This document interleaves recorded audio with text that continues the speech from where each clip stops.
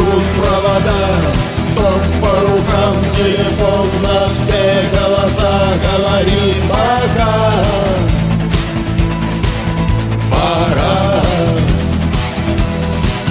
И пальто на гвозде, шарф в рукаве и перчатки в карманах шепчут: подожди до утра, до утра. Но странный стук зовет в дорогу. Может, сердце, может, стук в дверь.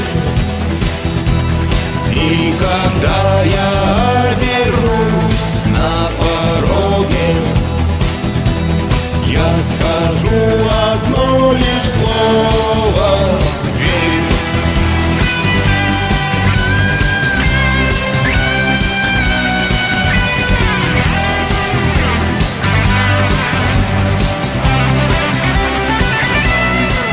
И опять на вокзал, и опять к поездам, и опять проводник выдаст белье и чай.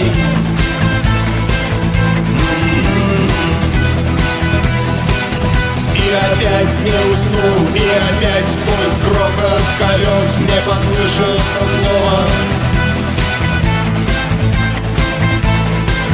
прощай. Но странный стук зовет в дорогу. Может, сердце, может, стук в дверь. И когда я